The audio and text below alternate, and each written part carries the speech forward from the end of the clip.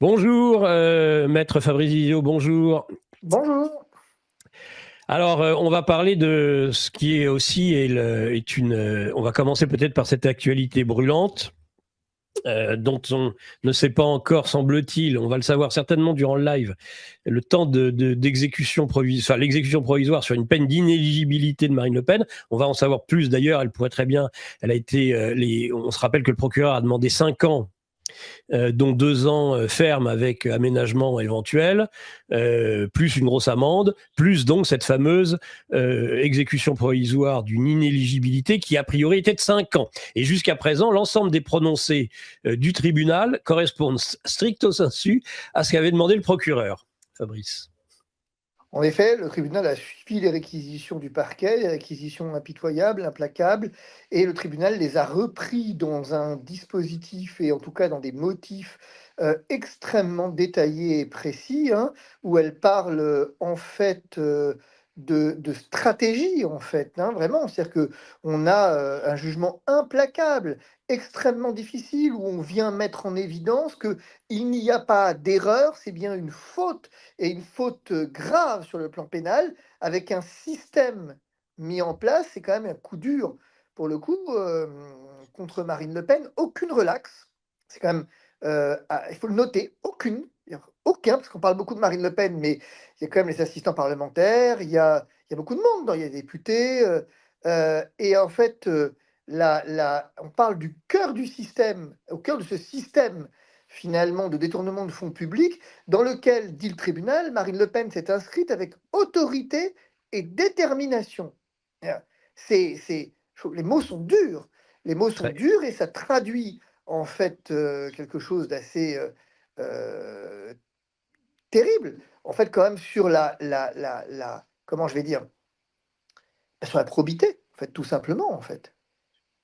C'est-à-dire que on a un vrai problème autour de la probité de ce parti qui appelle à diriger le pays et qui, alors qu'elle était candidate en 2017, qu'elle est une force, en tout cas devrait l'être, d'opposition à Emmanuel Macron, constitue le premier parti en fait de France, récolte 37% d'intention de vote à la présidentielle, se retrouve au cœur d'une déflagration nucléaire avec un système d'enrichissement, non pas personnel, au demeurant, dit le tribunal, détournement de fonds publics. mais détournement de fonds publics au profit de son parti. Alors moi, la présomption d'innocence, c'est la présomption d'innocence. Marine Le Pen a le droit de faire appel, étant que le délai d'appel, et elle fera appel assurément. Et donc, il n'est pas question, dans ma bouche ici, de dire qu'elle est coupable. Mais néanmoins, c'est une sacrée onde de choc. À 2 ans de la présidentielle, c'est terrible, en fait. À 1 an des municipales, on est quand même dans un système, dit le tribunal. Et donc, on a quelque chose d'organisé. On est sur, soyons bien clairs, hein, de quelque chose qui, en langage commun, est une association de malfaiteurs. Ah oui. C'est la dureté des réquisitions qui dure extrêmement longtemps. Enfin, c'est pas les réquisitions là, c'est le rendu. Donc on n'est Ça, c'est le délibéré. plus sur les Délibéré. Alors, réquisitions là. on mesure le caractère exceptionnel du délibéré, où on y est depuis 9 heures ce matin.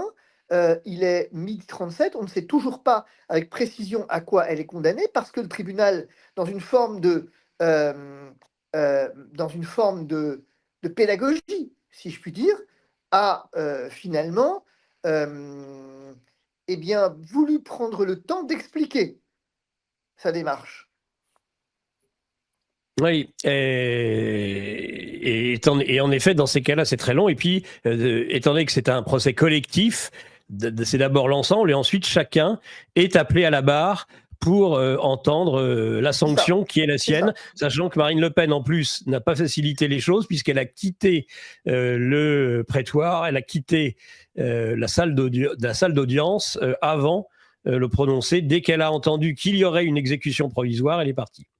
Oui, parce que c'est un point qu'on n'a pas abordé, mais le point sensible de cette affaire, c'est pas l'inéligibilité, laquelle est automatique, mais de savoir s'il y a ou non une exécution provisoire. Et le tribunal dit oui, eu égard, et ça c'est important, au risque de récidive, en fait. Et que le tribunal, dans une espèce de délibéré pédagogique, encore une fois, insiste sur le caractère exceptionnel de l'exécution provisoire. Il a conscience, dit-il, de ce que ça représente pour la démocratie, mais qu'en même temps, ne pas le prononcer reviendrait à une espèce d'immunité, en fait, d'impunité, et que ce serait placer l'intérêt électoral au-dessus de l'intérêt de la loi et de l'intérêt général. Donc il y a un tribunal qui motive cette peine de l'exécution provisoire et qui la motive de façon spéciale en se conformant en cela à la réserve d'interprétation qu'avait faite le Conseil constitutionnel vendredi, où on attendait tous de savoir ce qu'allait faire le tribunal. Le tribunal n'avait finalement que deux options. La première, c'était de ne pas prononcer l'exécution provisoire, dont acte. La deuxième, c'est de la prononcer par une motivation spéciale. Et il a respecté donc la jurisprudence désormais du Conseil constitutionnel, où il a motivé de façon spéciale, et je ne dis pas, encore une fois, que cette motivation est juste, je dis qu'elle est là, et qu'elle existe, cette motivation, qu'elle est réelle, et qu'il l'a motivée de façon spéciale, il l'a motivée eu égard aux critiques légitimes contre cette sanction, au regard du caractère exceptionnel de celle-ci. Donc il est allé très très loin dans sa démarche, et en toute honnêteté, il a un jugement qui, aujourd'hui, va être difficile à contester pour Marine Le Pen, sachant qu'il y a une possibilité pour elle de demander le sursis à exécution de l'exécution provisoire devant la Cour. C'est une des dispositions de la loi Sapin 2, mais la chance est mince quand même.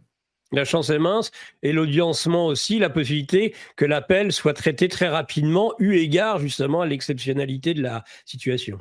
Alors ça, il y a deux paramètres là-dedans. Si, j'ai envie de dire, le parquet veut s'en sortir, si l'État, appelons ça comme ça, le gouvernement veut s'en sortir, eh bien, il a la possibilité d'audiencer cette affaire avant les élections présidentielles à venir, même avant le début de la campagne. Et le problème, c'est que restera quand même les municipales qui font figure, sinon de répétition, en tout cas de pré-répétition, hein, qui font figure quand même de premier test électoral. Il est peu probable que Marine Le Pen puisse ainsi se présenter au municipal, que les cadres ainsi finalement condamnés puissent se présenter au municipal, sachant que quand même sur le plan politique, on peut voir l'impact que ça pourrait avoir au niveau des municipales, où il faudrait, les adversaires ne vont pas manquer, et LFI en particulier, ne va pas manquer d'en tirer profit, en disant quand on vous dit que c'est un parti de Margoulin, bah vous comprenez maintenant que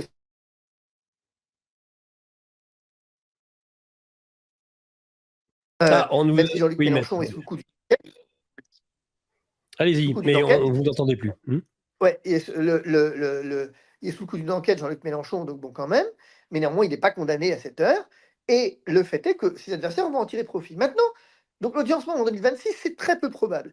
Est-ce qu'on va avoir un audiencement avant 2027? C'est possible. Simplement, il y a une difficulté là-dedans qui n'est pas mince, c'est que on assisterait alors à un retournement de situation où les prévenus ont tout fait pour retarder l'issue du procès. Depuis maintenant le début, c'est bien le reproche qui leur est fait et qui leur a été fait par le parquet général, c'est par le parquet, c'est d'avoir fait traîner la procédure en multipliant les nullités, en ne se présentant pas, en faisant valoir l'immunité. Ils ont vraiment ils ont retardé le plus possible cette échéance, et donc d'une certaine façon, ils sont responsables du fait que le verdict, le délibéré, intervienne si proche de la présidentielle. C'est eux qui en sont responsables. C'est pas un reproche. Le tribunal ne leur en fait même pas reproche. Ils ont usé de toutes les voies de droit qui leur étaient offertes, mais du coup, bah, nécessairement, ils ont retardé l'issue de la procédure. Et s'il devait y avoir une condamnation à 2 ans d'inéligibilité avec exécution provisoire, bah, ce serait tant pis pour eux, quelque part. Sachant que, deuxième élément, ce que pourrait faire effectivement le parquet et le tribunal, la Cour, c'est audiencer très vite, on l'a dit, mais se heurterait à un problème, c'est tout simplement l'état d'encombrement des juridictions. On est à la Cour d'appel de Paris, qui est quand même la cour la plus encombrée de France, et j'ajoute que ce serait un scandale si ce procès devait se tenir avant 2027, parce que nous, on attend des procédures depuis le délai moyen d'audiencement en ce moment à la Cour d'appel, c'est 3 ans et demi, 4 ans quand même. Donc ce serait un véritable scandale.